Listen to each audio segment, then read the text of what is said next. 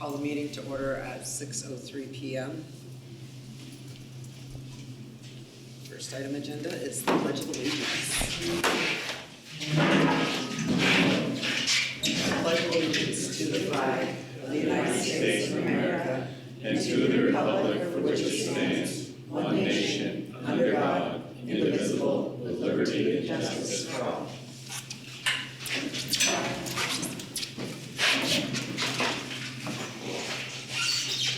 Second is correspondence, visitors, and public comments.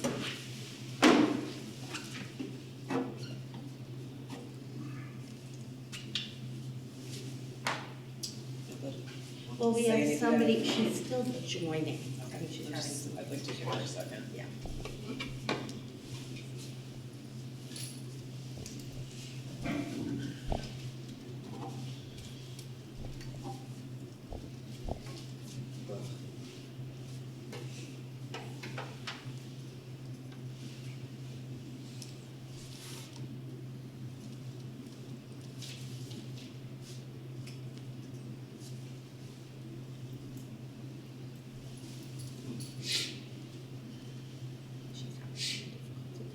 She's been in and out a few times. We'll circle back on this when she gets on. Just if she has something to say, we give her the opportunity to do so. All right, next item will be the agenda review. And Julie, I think the only thing you said is that Derek being out ill. Yes, we had a cybersecurity update from Derek, but he's not well, so if he can do that next month, we'll be doing that. Okay, so it's 7B.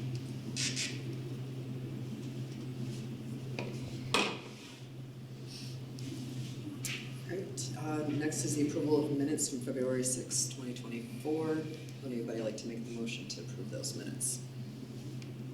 I'll move it. Thank you, Don. Do I have a second? I'll second. Thank you, Megan. Any discussion and or comments? All right, seeing none, all those in favor of approval of the February 6th minutes, please say aye. Aye. Aye. Thank you. Opposed? Motion carries 9-0. And then next we have our administrative reports. Franklin for Joyce's. Does anybody have any comments, questions? It looks like a fun place to be when I read your report. Learning is fun. No, it is. It really does. Thank you, Dawn. A We lot hope of it good is. things going. Education should be fun. We've taken a lot of the fun out of it over the years. That's so true. Any? If it wasn't fun, I don't think I could be here this long. The kids are enjoying it too. Everything in this report, I had received the report already from my children. Home and very excited about each of them. And I'm sure they brag about beating us by 1 Oh, point in that there was basketball a game. lot of celebration. March Madness is coming. I had an elderly gentleman many years ago tell me that children should come to school and enjoy it and be well fed. And if they had those two things, well, they would learn and conditions from them. Never thought much about it back when I was 22, 3 years old, but now I think that's probably true. Makes sense, doesn't it? Good for little kids. My age too. Well fed and have fun. All right, Highgate for Yeshua. Anybody? Any questions or comments? He repeated, either a repeat or update, I couldn't figure out which, on his dismissal of who goes where, buses at times. So I'm assuming he was just re-emphasizing it, that there was no significant changes. But Yeah, there was no significant changes. At one point I thought I was going to, and then we didn't actually need to do that. So it's just kind of left in there in case we did. Well, Yeshua, I'm glad to see that the kids got to go to Echo again. My granddaughter was ecstatic. She couldn't wait to get home and tell me about it, and especially that she learned something different than what she learned from last year. which I think is really great. That's nice about that. Yeah, they learn something different, they enjoy the field trips. That's excellent. It's really an incredible partnership because it is nearly fully funded by ECHO. I mean, we're talking buses included, and they send materials to us ahead of time, so teachers can review what the students are gonna do, and they actually give us the packets of information so that when they actually get to ECHO, they know what they're going to experience. And every time when you do a school-wide field trip like that, I learn a little bit every time of how to make it smoother. So I think we had K through 6 throughout the week, and that was Monday through Thursday. Either 1 or 2 grade levels went every day. So it was really, really cool.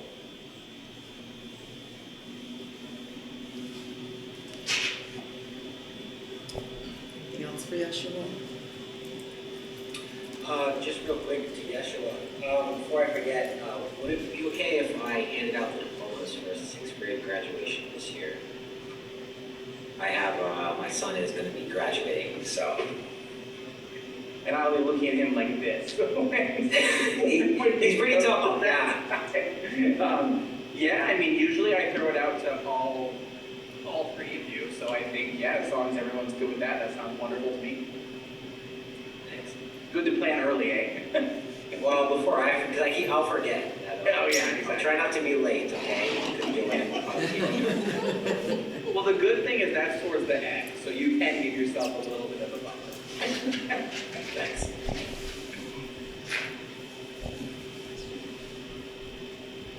All right, anything for Chris from Swanton? I have a couple for Chris. Perfect. Chris, are you there? I'm here. So Chris, the ski days, as you said, have been a tradition. What happens with the students who do not downhill ski? They have an opportunity to snowboard, and we haven't had an issue with students being asked to pick between either the skiing or the snowboarding. There are always a handful of students that choose not to engage in that trip, but it's not very many. So if you don't go or you're ill, there is a provision made for you. Even though maybe everybody's went this year. I'm just curious what happens if somebody says, I'm not going. My parents don't want me to go. If you don't go on the trip, you still come to school, and I place you in another classroom for the day. And then the second question is, and I don't have the report in front of me, but I think it was teachers, and you said you went from once a week to twice a week. Is that for meetings? It looks like maybe it was an advisory team or an interventionist or somebody. And you said they're now meeting twice a week rather than once a week. So we've set up a task force to look at designing an alternative classroom space, and that's meeting every other week. And that wasn't, I don't know. Right, I will fill it, I will email you. I didn't bring my laptop tonight. Yeah, I'm looking at my report, and I'm not sure what you're referring to. I'm sorry, Tom.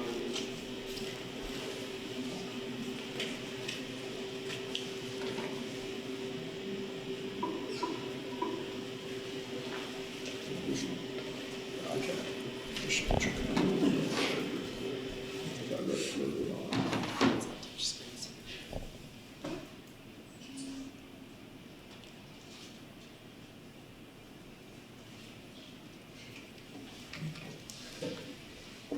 Well, Don's looking for that. Chris, I was wondering if you could talk about the Starbase. Just looking at that program, it looks amazing.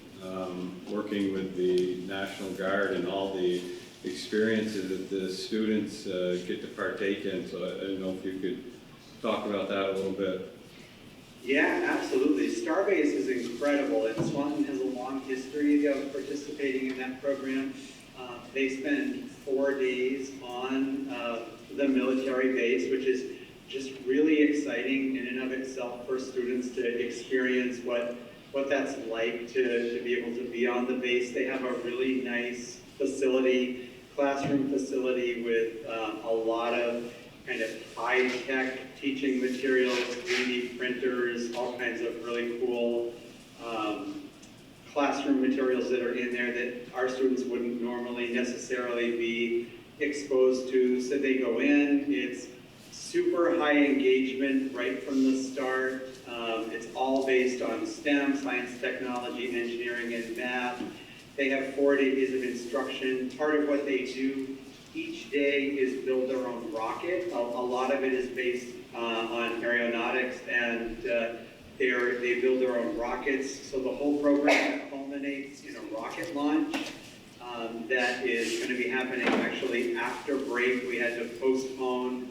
It was scheduled for this week, but we had to postpone until after break. So I'll get that date out to any folks who would like to come. It's actually going to be on the rec field in Swanton, so it's local for folks that would like to swing by. So every student, every 5th grade student gets to launch their own rocket, and that's kind of the culminating piece, but it's a really incredible experience for students. They love it. It really is a high point for 5th grade.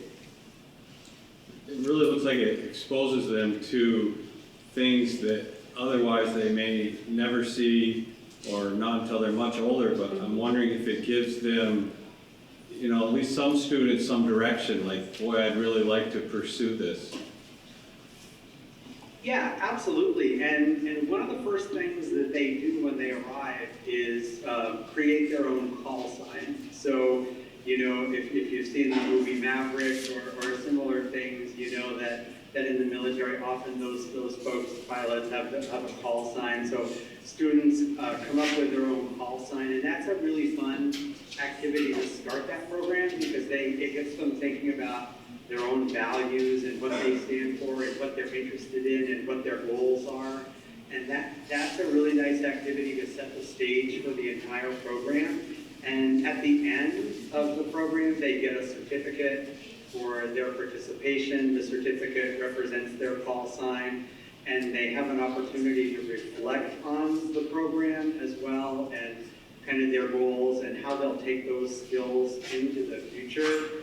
So it does absolutely get students thinking about those STEM components and how they want to use that in the future. But the other piece that Starbase really underscores is kind of the discipline that comes along with engaging in the military and the high expectations that come along with your behavior and your conduct and how you treat others and how you represent yourself and represent, if you were in the military, how you would represent your branch of the military. But that for us translates to how you represent your school when you come into this program. So not only does this program really emphasize the kind of the academic component in a really fun, hands-on way, but it also really emphasizes those social emotional pieces as well. It's really nice, and it's a very high expectation for our students when they're there. Great, thank you. I didn't find that, Chris, but I did want to commend you on another issue, and that is looking at time, non-negotiable times when we do student instruction. I always thought it was fairly unfortunate that a student needed some type of help, whether it's counseling or tutoring, and they missed their classroom. So, and I know it's almost an impossible challenge, but thanks for looking at it. Absolutely. I wanted to also jump in on the scheduling piece. I'm really pleased as well to hear that you guys are looking at it. My son was in the music program and actually stopped playing because he was missing like his primary class time, and it was causing him anxiety, so he made the decision to drop out. And of course it saddened my husband and I, but I'm really pleased that this is a priority for you guys, and just thank you. Absolutely, and we're definitely approaching this conversation, with appreciation and understanding that, well, we want to protect kind of those core, reading and math and academic pieces in the classroom, that also those those visual pieces and art pieces also play a really, really important role in what we do at school. So I've appreciated how that has been a big part of those conversations as well.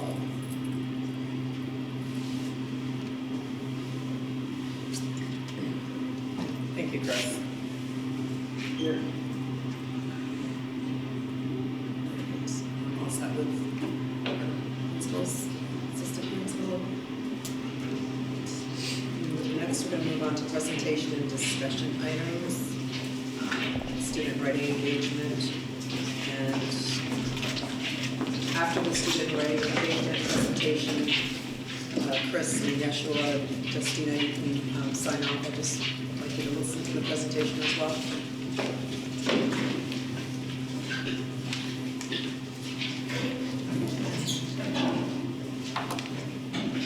Right, well, first I just want to thank the parents for bringing the kids here tonight and being so patient and quiet out there on the ramp while you were waiting to come in here. So thank you, guys. Tonight we're going to have a presentation on student writing engagement. And I don't think, at least when I've been around, I don't think there's been a presentation on writing at one of the board meetings recently at all. And so we thought that might be a good thing to do a presentation about. Writing is something that affects all of the content areas. And so I really appreciate our 4th grade teacher, Brianna Mercy, and our 5-6 teacher, Miss Berkheimer, Krista Berkheimer, who does social studies and language arts, being here tonight and organizing this, because it's been a bit of a challenge because both of them have been sick. Kids have been sick, and we have a lot going on this week. Dawn was just saying, it sounds like this is a fun place, and we've been having a lot of fun this week, but it has been a super busy week. We have senior dinner on Thursday. We had chess club tonight with 31 people in our chess club this year, and it has been a busy day, and we've got a lot of decorating to do tomorrow for senior dinner. So we are so excited to have these guys here with us tonight and to talk to us a little bit about writing. So I'm going to turn it over to Miss Mercy and Mrs. Berkheimer. And we hope we don't have any tech problems. Just give me the nod and I will advance this one. Yeah, so Krista, when you wanted to, okay. All right, if you guys want to introduce yourself? I am Jude, I'm in 4th grade. I'm Maisie and I'm in 4th grade. I'm Lily and I'm in 5th grade. I am Hazel and I am a 5th grader.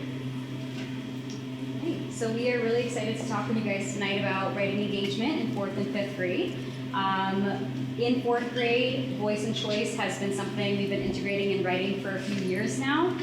Perhaps our biggest culmination of student choice and voice in writing is our biography museum. We haven't had ours this year yet. It's actually this Friday, so we are in full museum preparation mode. I wanted to give these 4th graders an opportunity to share with you what the process is up to the biography museum, and then what that biography museum is going to look like when we get there. So, Jude, can you explain, oh, was it Jude or Maisie? Sorry, Maisie, can you explain how we prepare for the biography museum? So we started by writing our biography that we wrote about, and after that we wrote our introduction so that we knew, so that the readers knew what we were going to talk about, and we did our conclusions and tracked up our stories. And Jude, can you describe what the biography museum will look like? Yeah, so people are going to be walking around to different tables, and the tables will be set up for the specific people, and the people at the tables will be teaching about their people, and they also have a biography. So there's a lot of work put into this every year, and these guys and all the other 4th graders have put in so much work and have had so much fun, and we are so excited. The next slide, I'll share just some 4th grader responses of some 4th graders who couldn't be here tonight, but also wanted to share their thoughts. So we will take turns reading these off to you. Having choice gives me freedom, and it inspires me to do new things. I like to present because I can see how well I did and show people how good I am at writing. It gives me an opportunity to learn and research what I want to learn about. I'm excited for the biography museum because we can explain how or why we chose this person. We can show how much we like a topic, and we can show how many things we know about it. And then our final slide for 4th grade, Jude and Maisie are going to answer a couple of questions to give you more of an idea of what voice and choice looks like in our classroom. So Jude, what has it been like to share your writing with an audience? It feels better because we can get more feedback from different people and see different perspectives on our writing, and because I can show how good my person was to everybody around the school. Maisie? It's kind of exciting for people to know what we've been writing about and how hard we're working, and I just really enjoy letting them kind of give me feedback on what we've been writing. And then my final question for you guys is, how has knowing about the Biography Museum motivated you with your writing? It just wants me to show how amazing my person was, and it also makes me want to make my biography have many details and talk about her in many different ways. So it makes me want to look at more specific details than I'm used to, and going deeper into my research lately with my other things I've been looking deeper into my research, so I know that I can do that. And now we'll pass it off to 5th grade. So I was inspired by being a visitor at some of the previous biography museums that Miss Mercy had hosted. It was really nice to see the enthusiasm that the students had for sharing their writing, and also how they were able to not only share a lot about what they had learned about the people they had researched, but about the writing process itself. And so I wanted to do something similar, where students would have a chance to celebrate their writing, but also reflect on it and be able to share with a larger audience. So we started what was called the State Fair, and I'm going to have Hazel explain to all of you what each student had at their table when they were getting ready to present for the State Fair. When we were getting ready for the state fair, at our tables that we had our chapter for the class book and also our notes.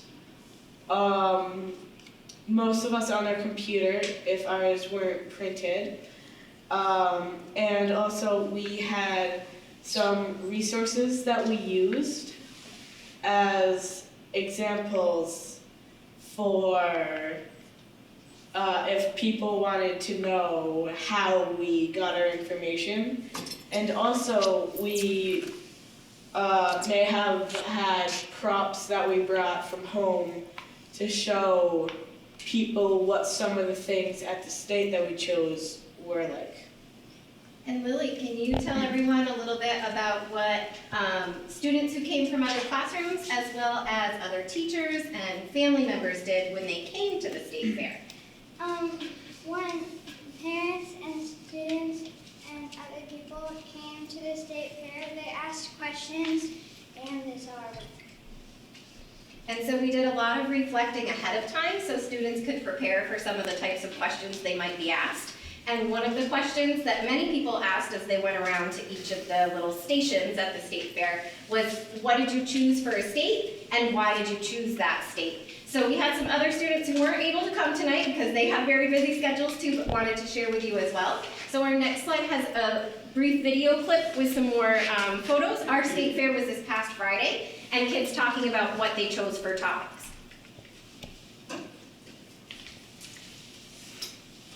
Wanted to research, and why do you think it's important that kids get to choose their own writing topics? I chose to learn about Kentucky because I thought it would be a really cool state to learn about, and I would hit the volume up button, but I think it's coming from your computer.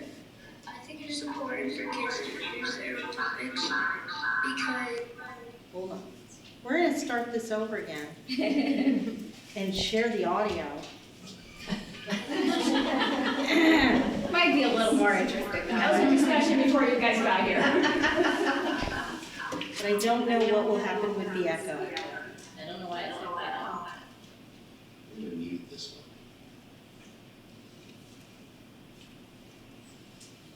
Try. Again.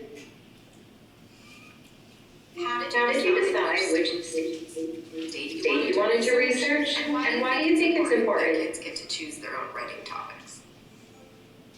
I chose to learn about Kentucky because I thought it would be a really cool state to learn about, and I already had a little bit of background information. I think it is important for kids to choose their own topics because that way they know what they're interested in and they want to learn more about what they're already interested in. I chose Maine because I've been there about once or twice, and I never gone since my two sisters were born, and it was really beautiful and cool there. I think it is important for kids to choose their own topics because if all students do the same topic, it just gives more information and the same information as the other students. I chose California because I've been there before and I had a lot of fun there. I think it's important for kids to choose their own topics because you'll probably have more fun if you get to choose what you write about and you can share interesting facts with them. I chose to learn about Texas because I lived there in the past and I thought it was pretty cool and I had some background information so I could make a good story now that I have that background information and learn new stuff from my research. I think it is important for kids to choose their own topics because they can get into the story and not just and then that way they'll care about their work. Whereas if you don't care about your work, then you're not going to do well and you're not going to have a motive to try to get good grades and stuff, I feel like. And your story would be better if it's something you like to write. And if you go to the next slide, I have some questions that Hazel and Lily will answer for you too. How did you decide which state you want?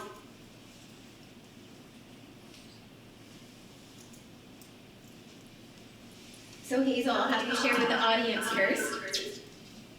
What did you like best about participating in the state fair? What I like best about participating in the state fair is that I got to share the work that I made with a lot of different people from other grades and tell them about the state that I was doing so they could gain more knowledge about some of the states in our country. Lily, what did you like best about doing the state fair? I like the state fair because as well as students, parents also got to see our work. And Hazel, why do you think it's important for students to share their writing with a larger audience? I think it's important for students to share their writing with a larger audience because they could get feedback from people with a bunch of different perspectives and mindsets. So they could share and give feedback about what you might need to edit with your piece. Lily, what did you think is the good reason why it's important to share your writing with a larger audience? I think it's important to share, to have a larger audience because other people can hear your work.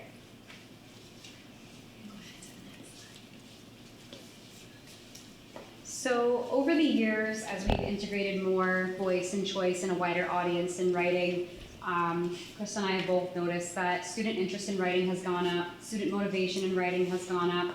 I'll give you an example just from today, actually. When our writing block was coming to an end, the kids were begging for more writing, which is not something 5 years ago that I would have ever imagined. It would have been begging for less writing or maybe no writing the next day, if possible.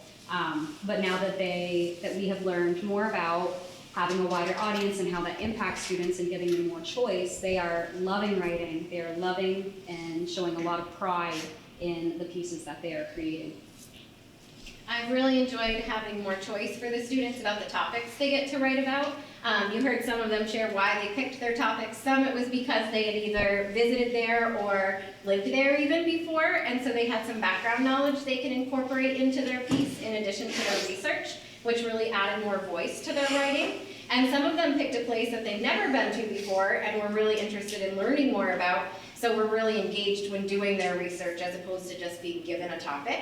Another piece that I hadn't really anticipated but have truly enjoyed about doing the state fair is the opportunity for the students to reflect on their learning at the end of our unit, because in preparation for the state fair, we talked ahead of time about some questions that people might ask when they come to your table.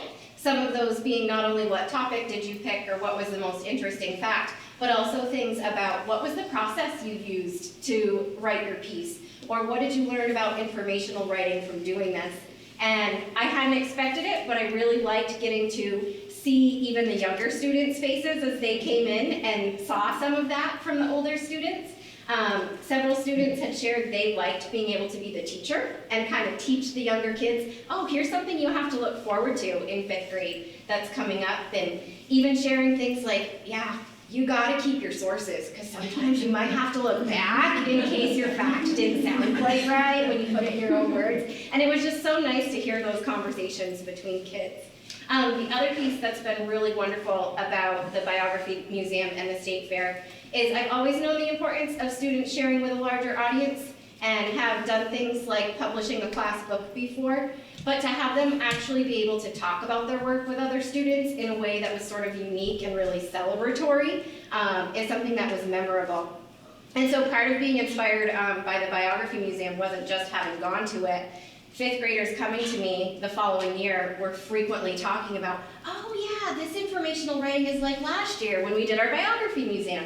And it was something that was really memorable and stuck with them, as opposed to, yeah, I wrote my piece, I handed it into the teacher, and then we moved on. So it's just been a really nice experience and a new tradition that we want to continue.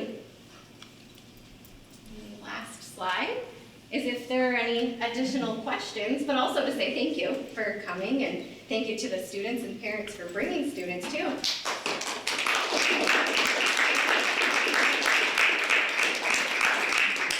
Did anyone have any questions that you'd like to ask either Miss Mercy or myself or the kids? Okay, I have to know what states you chose and who you chose for your biographies. Jude, you want to start first? I chose Harriet Tubman. I chose Amelia Earhart. I chose to write about Texas. I chose to write about Hawaii. Yes. So now that you are authors and are writing and liking it, do you have an incubation drawer? Does anybody know what an incubation drawer is? I was going to say, I'm not sure I understood the question. You should have been in my course then. I guess I should have. Even as adults, we still learn things new every day, so. I probably should tell you, I should let you research it, but I am going to tell you. For a number of years, I taught writing for teachers in the summer at 3 different colleges. And an incubation drawer is a place, usually it was a drawer, and when you write something the first time or the second time and you're feeling pretty good about it, you put it in that drawer overnight. And then the next time you pull it out, you read through it. And sometimes you use the incubation drawer a couple of times, but it's like, if you think of an incubator with chickens, eggs hatching, and they hatch, well, that's the way your writing develops, much in the same way. And I never forget when I said to the teachers the first day of class, I want you, when you go home tonight, to find an incubation drawer. And they go with me. Yeah, he's a superintendent, he must be nuts anyway. But they came to realize that sometimes when you write something, in fact, I used to tell people, don't try to write it your best as far as grammar. Write it, to get the ideas down. So find an incubation drawer, and when you write it, and then pick it up the next day. See if you still like it. Thank you. Thank you very much. You did a very good job. Excellent. Thank you very much, guys, for coming. I'd like to see more boys there, though. I tried to get a few on video who couldn't come tonight because they had other activities. hockey and Yes. Our boys read a lot too, no? I think we promised some snacks Yes. before they go. This way, Hazel. So which ones you? Get your cookies.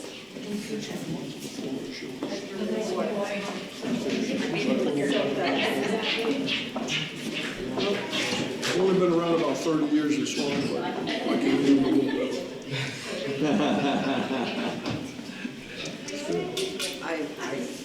You know, boys tend to be shy. I'm totally excited to hear that they've got, they're getting kids interested in just, when I was back in school, everybody was like, I love writing, like English was my favorite subject, I loved writing stories, I loved doing research, and it was like, people, I guess, but nobody else wanted to, they're like, hurry up, get it done, just get a C, because I don't want to deal with it, da-da-da, so kids, be excited about it. Anytime there's an authentic audience and you're publishing for a group, right? It just is more meaningful and it brings a different, as they said, motivation to the work. Because they know their grandparents and their parents and their teacher from last year and all the other kids. And they get to pick their topic, which is great. Well, and it's as we get older, you have much more say in what you're choosing for your topic often, and that can be paralyzing for kids. But if you start with younger kids and teach them, you know, you're doing a state, or you're doing a biography, like we're teaching them how to choose topics and how to do research in these steps. So it's really very good.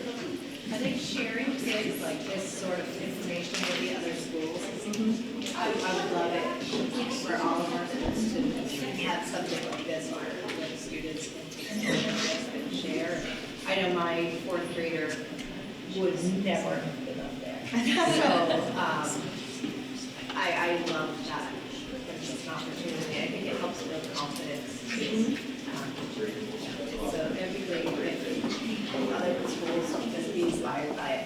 Whenever we can get kids to come and give a presentation to the board, you know, it's a great opportunity for an authentic audience. Yeah.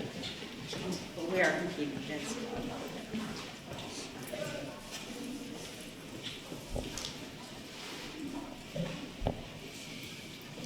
All right, so 7B we are holding off till next month, and then we're at 7C, which is Act 127 updates.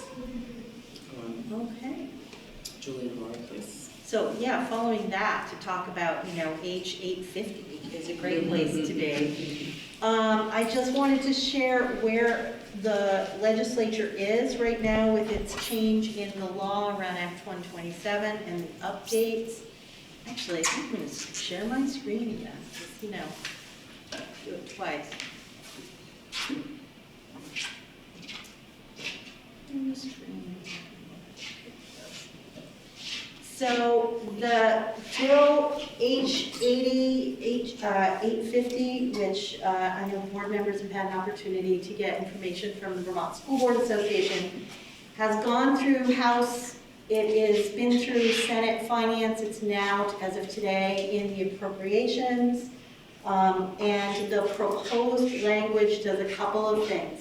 One, as we discussed when we were adopting the budget, we pretty much knew, given the House Ways and Means committees, that they will be eliminating the caps, and the caps have been eliminated in the 10% range, and all of the review committees, all of that language has been struck in this proposal, and instead they are looking at targeting the districts that have the highest impact in the change of weights. So again, schools that we knew and expected, such as Champlain Valley School District, schools like Fairfax and Mount Mansfield and Montpelier and Essex Westford, those schools have experienced the greatest change in tax capacity based on the weighting. And so instead of a percentage and a cap, they are having a cent discount depending on the category and the percent. So I just wanted to give you, not for you to read because it's, you know, it's too small, but to give you an idea of all the school districts. And these, at the top are the districts that had that were most negatively impacted by the change in weights.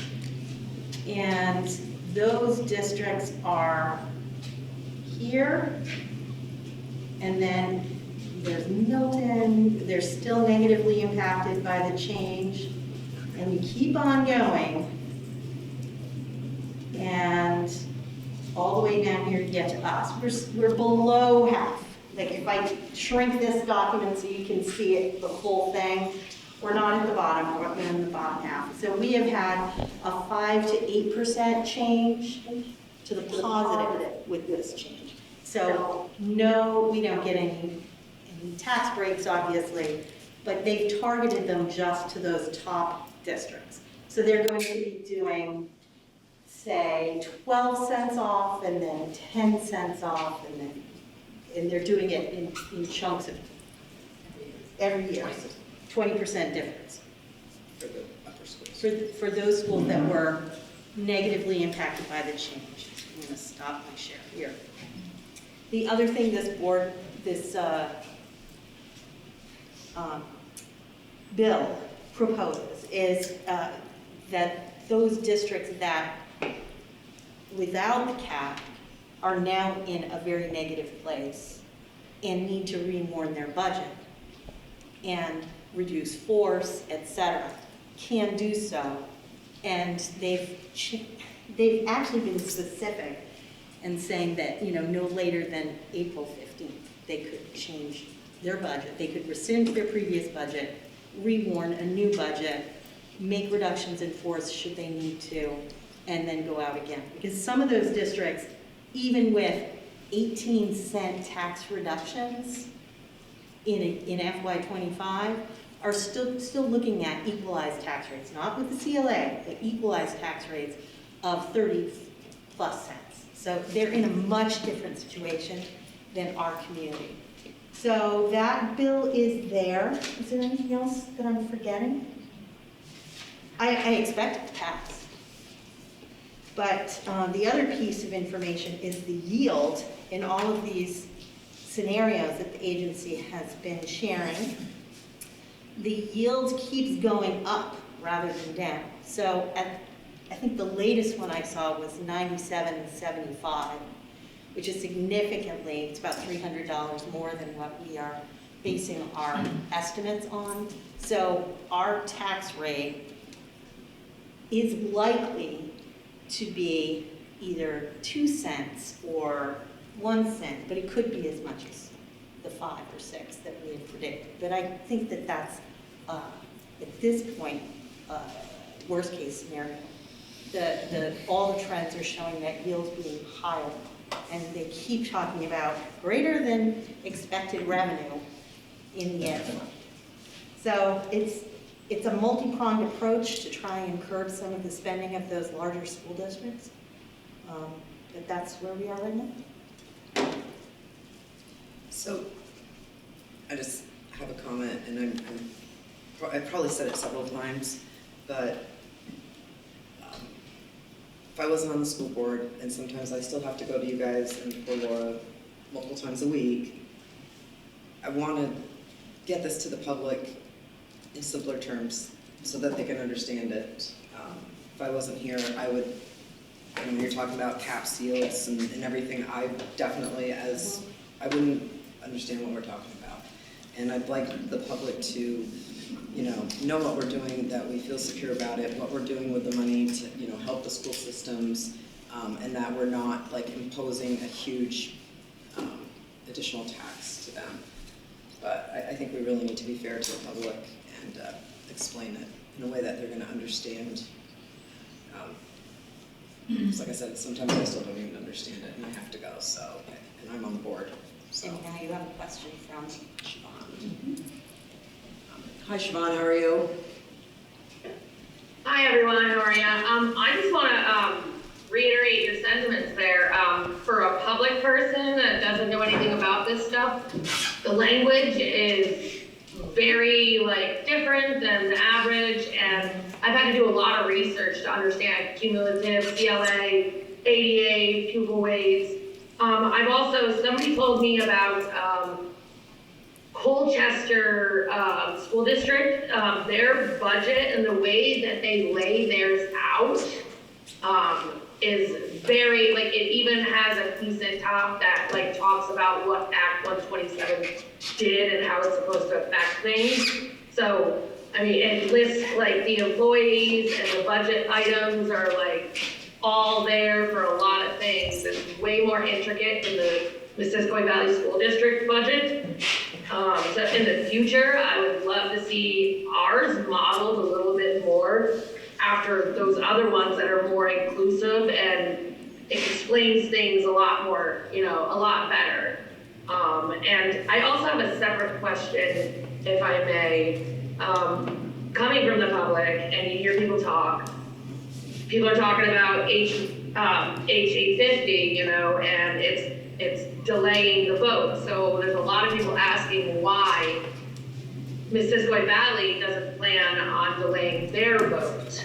And on top of that, when any average person reads like just the newspaper or the basic stuff of how, you know, what they say, Act 127 was supposed to like help rural areas, people that, you know, schools that had to spend more per pupil, by gaining them more state funding for schooling, as opposed to the taxes of the property tax school stuff. So I was just curious, where does Missisquoi Valley stand? Like, are you guys one of the districts that they were looking, like this bill was looking to help? Because you do have a lot of rural. Yeah, we're definitely a school district, Siobhan, that benefited. It's not that we get more revenue, you don't get more grants out of this, but in terms of how taxes are calculated, we were definitely in a more favorable category. So that gives our school district the ability to spend more money on students without it being a big increase in the tax burden. Okay, yeah. So we definitely are on that side of the equation. One other thing I think that would just bring it right to the point, when people ask why you all are not delaying your budget, say you were to delay the budget, the yield comes out and all that stuff, would your budget even really change that much, even if you did delay it? So, Jen, could I answer this by talking about our finance committee meeting that we had this past week, where it was suggested that we ought to make a motion on this topic and have the discussion of do we or do we not delay the vote, and then have the discussion of why or why not. So, if you'd be all right waiting for your answer, Siobhan, while we have that discussion, I think we could probably. Oh yeah. We could probably answer it here. Jen, you willing to take a motion on that? I'll make the motion. I'll make it in the affirmative, but that's because that's the way, in my opinion, it should be done. So I will make a motion, although what's difficult about this is that it's not law yet. So I guess there is another section of law which we learned about from VSBA communications where we could delay anyway, which I didn't even know. Right, that part's the law, and that's what we're discussing, right, just. Well, there's two separate laws. There's the law with what they're, and. Act 1 comes out of the COVID.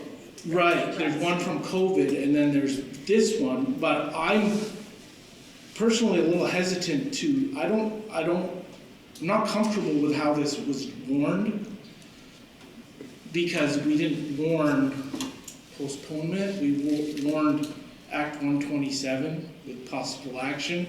I don't even know what that bill is gonna be when it comes out. It's not gonna be Act 127, it's gonna be, right, it's gonna be something else.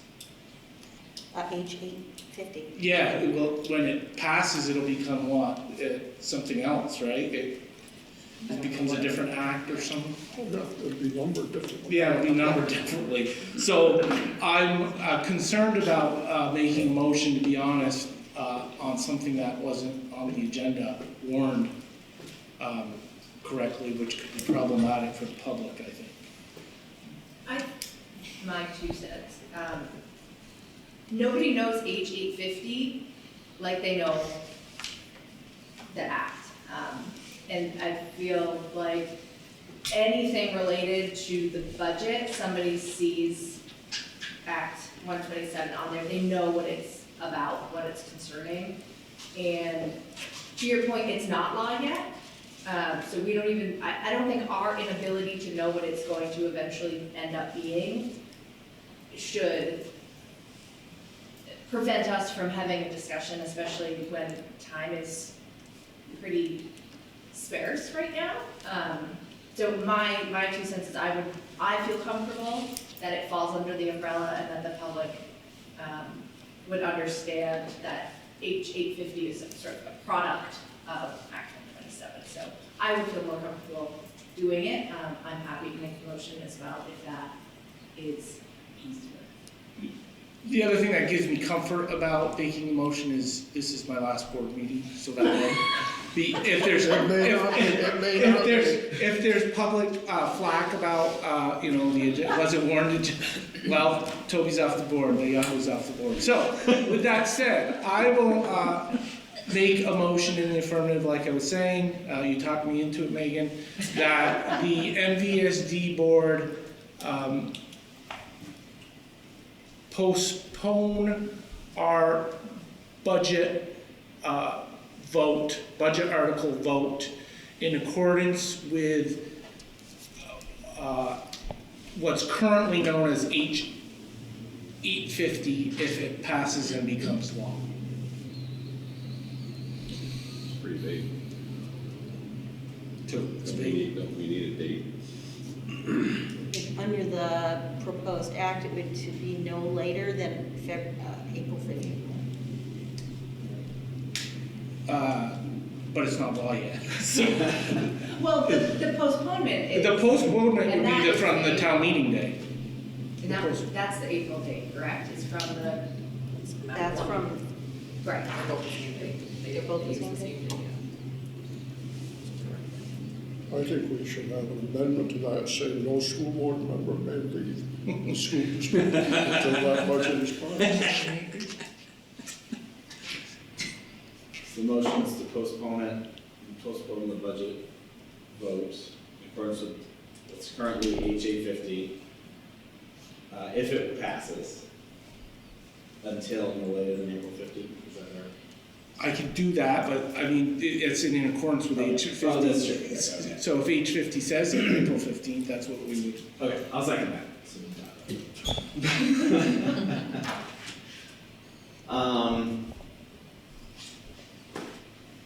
So, Peter had some thoughts on this when we talked, and if you don't mind, Peter, I want to just kind of get into some other thoughts, but I can steal your words. Absolutely. All right, so Peter's main point during our finance committee, which I thought was the best point, is that the only reason a board would want to postpone their vote at this point is if they no longer support the budget that was originally passed.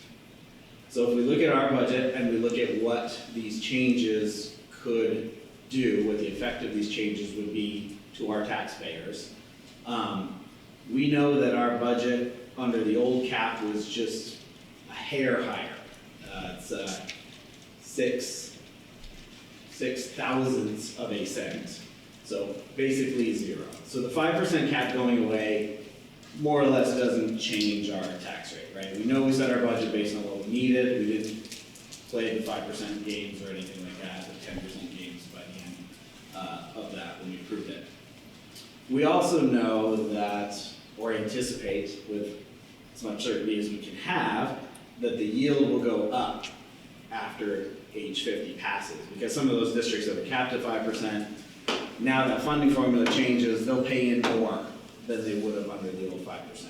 So it's more money to spread around. Can you explain that a little more, especially for the audience, of what that means by the yield going up and down, what it means to your taxes, to your tax rate? Yeah, so the yield is sort of the state's I don't know, it's their really blunt instrument to adjust everybody's taxes by the same percentage. Up 1%, down 1%, affects every district the same. And so when there's more money in the ed fund, and they can use it, if they choose, to lower everybody's taxes, and they'll adjust the yield up or down accordingly. Really, it's their plug number to make sure that the money that's needed to fund all the schools matches the available money in the education fund. Which is why it's the last number finalized. The legislature does that in the spring after we have most school budgets passed, so they can do the math. And so, if H850 passes, we expect additional funds to go into the ed fund compared to the 5% cap scenario. Then we expect the yield to come up, which is what Julie had mentioned before. And the numbers we've seen range from a 2 or 3 all the way up to a 5% change. And those changes by percentage to us would mean exactly that same percentage decrease in our tax rate. So Goes up, tax rate goes up. so what we've passed and what we've presented so far using that 94.72 yield, 94.52, is really like our worst case scenario at this point, and it's a 5% increase on our equalized homestead tax rate.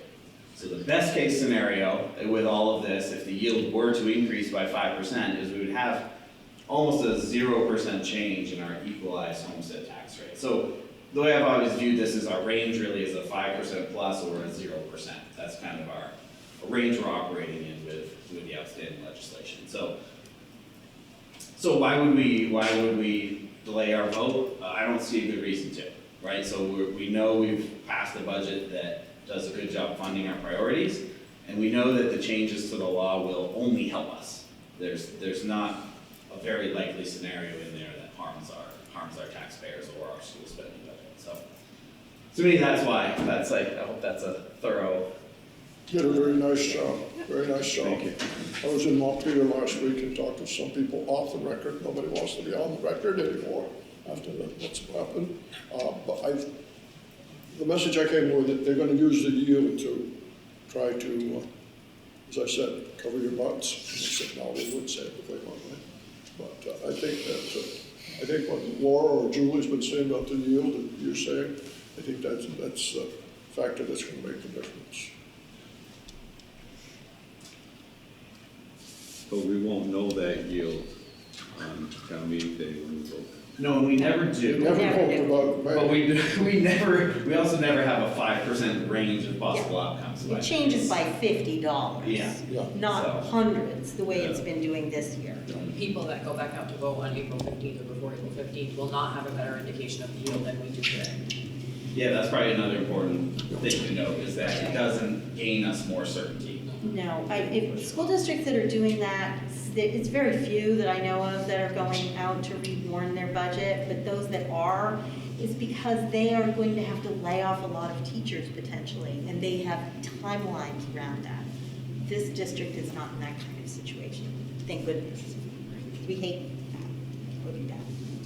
I think it bears repeating too about what Laura just said, these schools that go back out in April, they're not going to have a better sense of yield because the yield is not set until all of the budgets have been voted on. Right. So that the legislature has that total amount that needs to be spent on education in the entire state. And that amount is what is used to set the yield. So again, delaying, it's not going to give us any more certainty. And personally, I feel that the budget we presented is sound and smart. And I support it, so I wouldn't want to delay that either, because I certainly don't want there to be a sense that that the initial budget we agreed upon wasn't up to par, or that there's anything about it that we would change that would have a substantial impact. a couple of reasons that I do not support delaying is, one, so you delay it, you may or may not get any better information over the next month. And then that really puts you in a bind if you vote in April and your budget goes down. then you bump it, you got a chance of bumping up against that, what's that, 87% or 89% Yes, budget? you don't pass by the end of the fiscal So year. you could, if you said, oh yeah, we'll know by the middle of April, not necessarily, but if you do, when your budget goes down. So the other one is that a lot of your Vermonters my age are traditionalists. Whether they vote for or against the budget, they'll be on town meeting day. You start fooling around with the date and move it 3 weeks out or 4 weeks out, you're gonna get a very different turnout, I think, at the town meeting. Yeah. And that might not be in our favor. So there's a couple things that.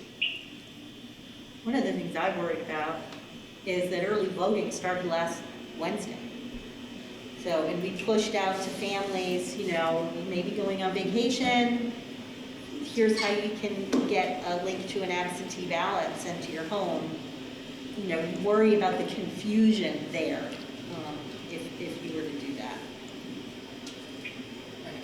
Madam Chair, if I could, it's Jen. I also want to point out that there are negatives to not putting a vote towards the voters on town hall day. We had the facilities meeting last night.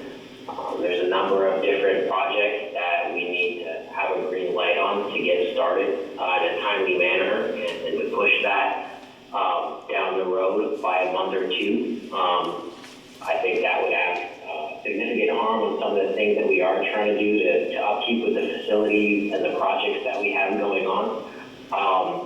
So I think that's important to understand that by delaying the vote, there's also potential negative impact on what we have. And to your point, Julie, I already have my ballot. You know, it's filled out, it's ready to go.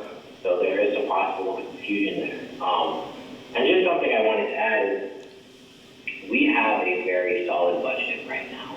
I think it's responsible. I think it meets a lot of our needs. And to Devin's point towards our priorities, and I think it's important that the community sees this board as all in for supporting what we're doing right now and making that difference that we're not one of those districts that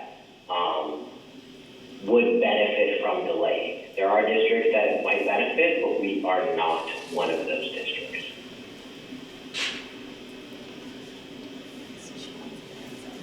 Jim,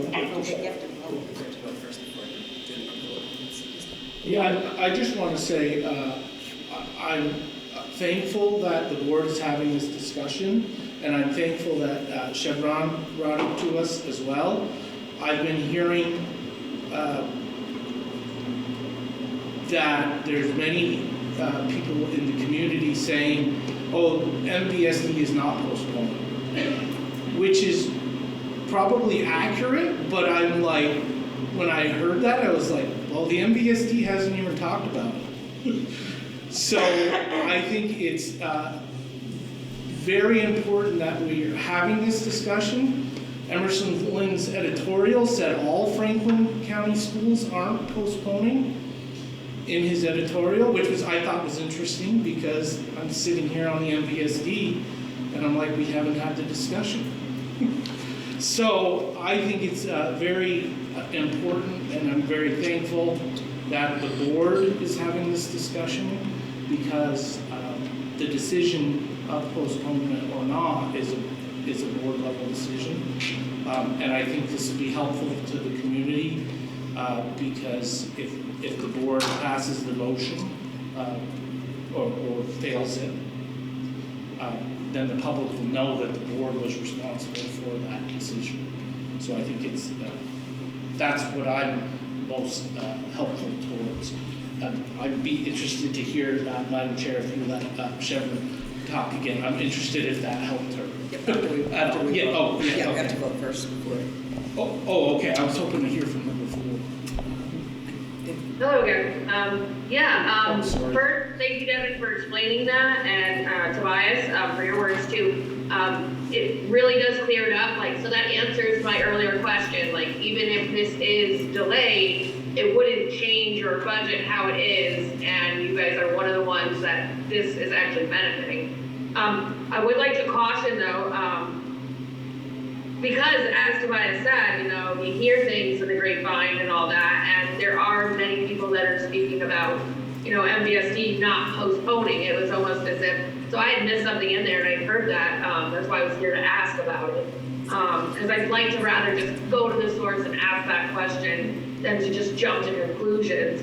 I know Julie and Laura and I would try to get together in between, but I had an issue come up. They had a meeting come up, so we haven't been able to get together. But my caution would be that, like, when you do go forward with this, say you vote to keep it going for town meeting day, and it makes sense because you will have more people out. I'm worried for the perception that the public might take it as, because everybody else is delaying and they're not delaying, so it's gonna possibly come off like, well, we could have saved more money, but they didn't want to delay, so they're just trying to get this one passed. So being that that's not the facts, as you go forward, if you keep it on your town meeting day budget, if you could do more communication, I know you've been working with JR, but more communication to this effect. Not everybody's gonna watch these meetings and hear this conversation, or has time to. But get ahead of it before, it gets behind you. If that makes a lot of sense to you guys. Yep, it does, and we do have a informational budget meeting on February 27th at the MVU Library to answer questions from the public and give more information. And I know there's going to be a video coming out and a mailing, correct? Yes. As well, and Messenger print. in the messenger print. Yep. So And I definitely. think just being encouraging, Siobhan, I know that you're really active in the Swanton community, and it takes a village. So anything that you can do to encourage people to attend that meeting or seek us out as board members, as their town representatives, to ask those questions. We're all here and willing to talk to people. Certainly, I think the informational meeting is the best resource for that, but any questions, all of us are here. All of our contact information is on the MVSD website. I would just encourage everyone to reach out and not just go off of what you might read in a forum. Seek out the source, and I appreciate you doing that. Yeah. Absolutely. So for those that don't know, I'm a youth volunteer and serial advocate, and I chair the communications committee for Swanton Enhancement Project. So I'm more involved with a lot of Swanton stuff. But I and others are admins on a Facebook group page for Swanton Enhancement Project, and I like to share all the different community stuff. So if you guys have a flyer that talks about the February 27th meeting, what time is that meeting at? 7 p.m. You have a flyer. I know Megan and I are connected because she was on this committee before. But send it to me and I can always pop on to the Swanton page and share it on there, and then share it on all the different groups and get the word out and encourage people, of course, to watch whatever time we've been talking. That I feel, it's been very enlightening to me and informative. And I feel like people watch this, they will be more informed as well. And encourage them to go to that meeting as well. That'd be great. Thank you very much. We'll get something to you for sure. Yeah, I want to just kind of come back to the way this whole discussion started with Toby. And I would like to suggest, regardless of what we do tonight, act or don't act, yes or no, that we want a special meeting for the same nights we have the information meeting at MVU, maybe 30 minutes earlier, whatever Julie, the other board members think. But I think it would be appropriate, whatever action we want to take, that we take that action at a special meeting so that people have a chance to know that it is an action item and it's based on the latest information. I don't think it hurt any of us to come up a little bit earlier or start the meeting at 7 and make that the first item. I just think that do it tonight, the way the budget's set up, I'll vote for it, but I think having it next week help us get some publicity out. I don't think everybody can be there next week, not even via Zoom. You don't Unfortunately, think of a forum? I know. Can I just confirm, so Don, you're suggesting that we table the decision on whether to. Well, you can delay or vote it not? tonight and just affirm it, but have a meeting where at least the public knows that there was an action going to be taken.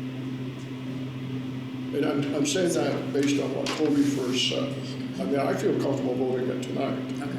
But I think if you don't feel comfortable voting it tonight, or you say, let's vote it tonight, but let's make certain we don't get criticized for not having it proper on our agenda, then just set it up as a separate item on a special meeting.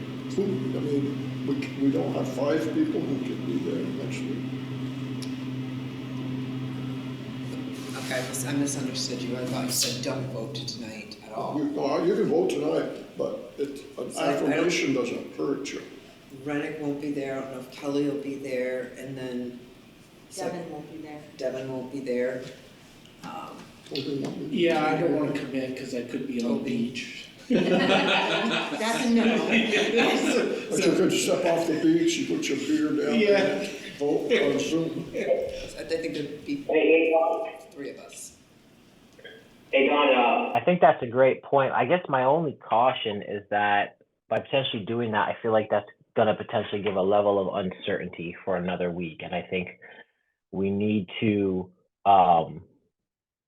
affirm that, you know, if that's the will, that we're moving forward, because there's just so many moving pieces when it comes to a decision like that. I memean, we're pulling back everything. We would potentially be pulling back everything from ballots to all the things that we're doing to what the work the admin do. And I would just caution on having sort of that uncertainty hang out for another week when, as we've had community members say, you know, if they want to know where we stand, you know, we need to quite be firm in where we stand so that we can, again, be public about that and allow everyone to press forward with. Again, I think a lot of the conversation in the few weeks remaining has to be centered around what we are using this budget for and what we are doing with it. And so that those members, because I've heard other things too, they really just want to make sure they understand what's in it and what it's going to.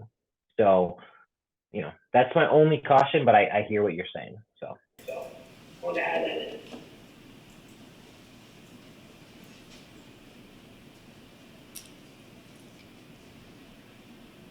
Okay. So,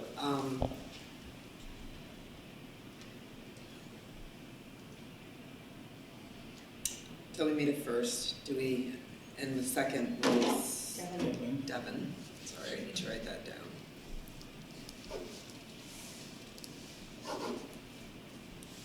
Does everybody feel good about voting tonight? I think it's less than ideal, but I'm ready to vote.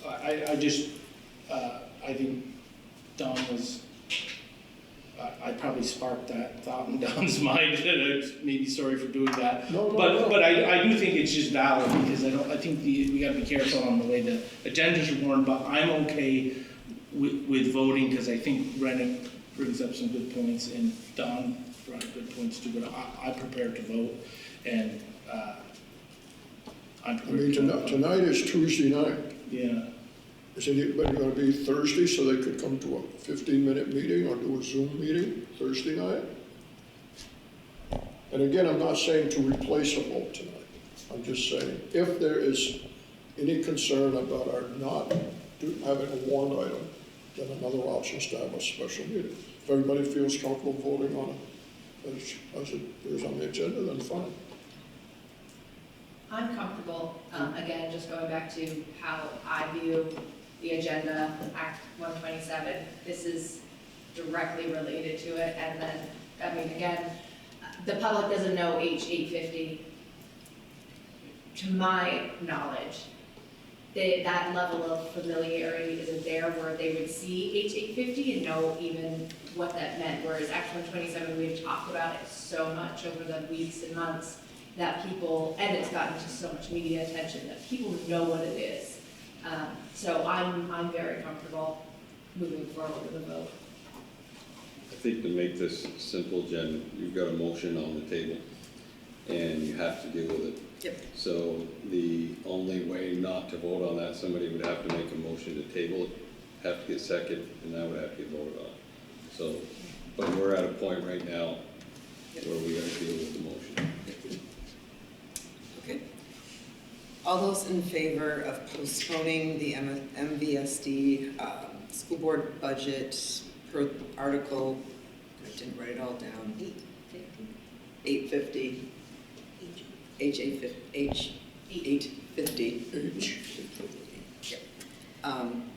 Say aye. All those opposed? Nay. Nay. Motion carries 9-0. Or 0-9. Motion defeated, 0-9. 0-9. We're not used to that. I know. After I said it, I'm like, that's not right. So somebody correct me, please. the motion failed. Motion fails 0 to 9. And one of the things that we can do is make sure that we put perhaps a Facebook message out or some kind of information that clarifies that the board discussed and decided not to postpone the budget. So, and to Dawn's fear or whatever, it wasn't warned right or whatever, we really didn't take any action because we voted it down, so I don't think we need to have any. It wasn't my fear, it was. It's actually mine. Yeah. So I don't think we have to have any kind of special So, meeting. yeah, if we can do We can something. definitely discuss it during our information meeting, that we did it, but, And those things never materialize unless somebody challenges it. If somebody's listening in tonight and they challenge it, then We can always start the informational meeting with, you know, it's really our, you know, not a we're. challenge because we didn't do anything. Yeah. Thank you, Peter. Yep. Okay. But I think to Toby's point, what we did here was good because it gives the public reassurance of what we're doing and that we have set a date and that's the date that we're sticking with. Yep. And I'd like to get a little something out. I will. That way we can get it to Megan or Siobhan and then also get it out to all the other communities. And then also just keep putting it out in the media, but like in simpler terms so everybody can understand. Well, it's so interesting that, you know, for example, Emerson wrote an editorial where he said that we weren't doing a thing, but nobody contacted our school district to ask if we were. So, you know, to your point, there's a lot of misinformation going around, and to Siobhan's point, so it's important that we communicate what we are doing. Is she still on the list? She gave us her email address. Yes. Yeah, I just think we just gotta keep pushing stuff out as much as possible. We have the mailers going home in the next week also, so everyone should be receiving those. It'd be nice to push out a little something too tomorrow, since we had our meeting tonight. Yes. Saying, you know, we stand behind our budget, we support it. Yeah, I'll do that tomorrow. Thank you. Right. Next agenda item is policy adoption of the F-26 security camera recommended policy. Yes, we had the first reading at our last meeting, and again, we have had warned, it's a straightforward Vermont School Board Association recommended policy. Our school district administrators have all looked at it, and we already comply with this policy. We just comply with it in practice. We didn't have the policy. So we would hope that someone would make a motion to adopt the policy tonight. I'll make that motion. Thank you, Megan. Do you have a second? I'll say. Okay, go ahead. Any discussion? Did everybody get a chance to review it? Go ahead, Peter. So general principles, number 2, and you said we're already following this. So what is our method of annually notifying students, staff, and parents? Handbooks, and Handbook. there's some signs on the building when you're walking in. Outside, there's signs that, you know, for example, the playground in Swanton has security camera coverage. I guess just the word annual makes me think every year I should be receiving something that says we're doing this. The annual handbook has an Okay. annual notice, absolutely. Yep.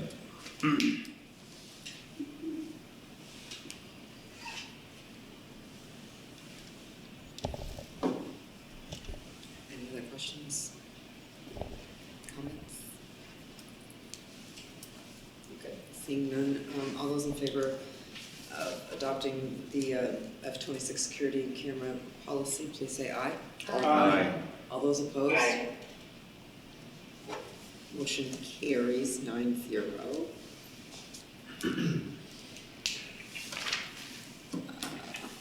And then the next item is the MU and Swanton Stormwater Grant Agreements. Yes, so this is the agreement with Green Print Partners and Missisquoi Valley School District for the Swanton and the MVU stormwater projects. Green Print Partners is a third-party administrator for the state of Vermont who is kind of running this program and offering the funding. I think it's important to note that there's a 90%, 10% split or contribution here. And the total cost of the Missisquoi Valley Union High School project is $146,450. The responsibility of the school district is only $14,645. The rest is grant funded. And the total construction cost for the Swanton project is $271,600, and the only contribution required from Swanton School is $27,160. So there's a lot of grant funding happening here to make this happen, and allowing us to comply with the 3-year rule.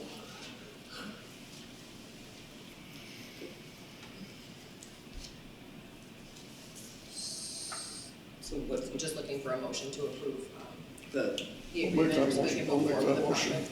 That project will happen this summer. So Donna's the first. Do you have a second? I'll second. Any discussion? Questions, comments? Seeing none, all those in favor, please say aye. Aye. All those opposed? Motion carries 9-0. Excuse me, Jen, I didn't hear who first and second that. Donna and then Megan. Thank you. You're welcome. Next agenda item is acknowledgements and thank you for service. So tonight we got some certificates for Toby. And we thank you very much. Thank you. We got a plaque coming for you, so notify you when that comes. Get a certificate and a plaque. Get a certificate and a plaque. This was, I think, 13, either 13 or 15, I think. Something like that. I figured about 15. What is that, 30? 20? And Kelly, we have a certificate and a plaque for you as well. Thank you. You're welcome. I would be more than willing to bring you both and get a little squish time in with your baby. Yeah. I was gonna say, I think there's an ulterior motive to this. Absolutely. That would be wonderful, thank you. You're welcome. Probably our youngest person in attendance ever. Right. I know. She'll get her own certificate. 1 week of service. He's intrigued. The people who are going to be, your people are going to be missed. Very much so. Absolutely. Very good contributors. I've asked Devin if I can be his agent, so when the school district needs to talk about, not only this district, but any district in the state that might call me, and I tell them I don't know anything about it, but I have a guy that works for $100 an hour.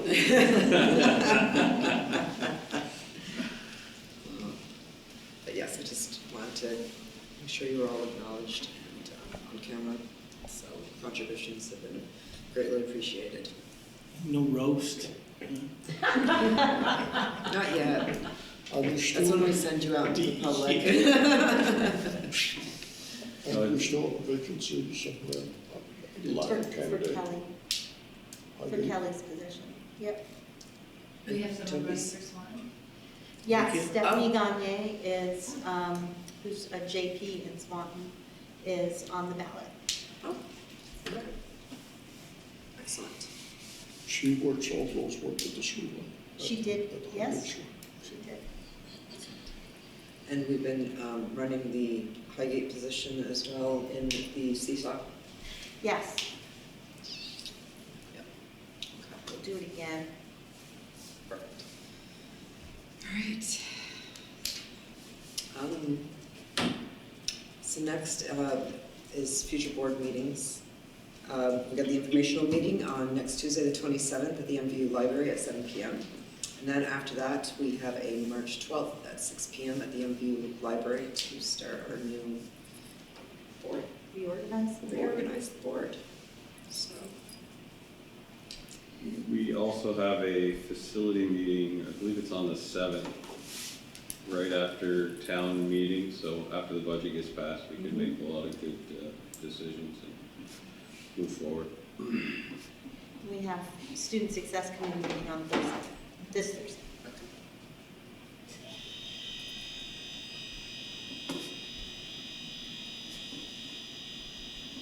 But I guess I would like to thank Kelly and Devin and Toby as well. I know, Kelly, you haven't been on very long, but I do appreciate you that you did get on the board, and you were very enjoyable to work with, so I appreciate that. And Devin and Toby have both been long timers, and you guys, we all know here what the commitment is, and it's really appreciated. You all have worked really hard and put a lot of time and effort in, and it's not all for naught, as we know there's a lot of reward in seeing our schools doing better, and knowing that we had a hand in that and supporting that. So, but I'd just like to thank you all for your time and commitment. And hopefully you'll get roped back, like I did. Again. Certainly would be welcome back. Is Pira still on? She is, yes. I'd like to have the minutes show that we thank Principal Hickey and the teachers who arranged for the presentation tonight. They did a super job, and it was great to see so many parents Yeah, please let them know how much we appreciate And we kept it short. it. Those are things we like to go on. Oh, I was given a timeline. It's good experience for them too. And then history night's coming up, so this is, history night and science fair. Last agenda item is, would anybody like to make a motion to adjourn the meeting? Definitely do that.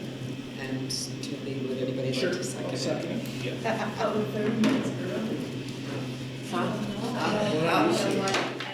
But we've got to drive to. We had a cybersecurity cancellation. Yeah. Oh, That's right, yeah. Go to the second half of the boys game, they're down 28-24 at half. Perfect. All right, all those in favor of adjourning the meeting at 7:32 p.m., please say aye. Aye. All those opposed, motion carries 9-0.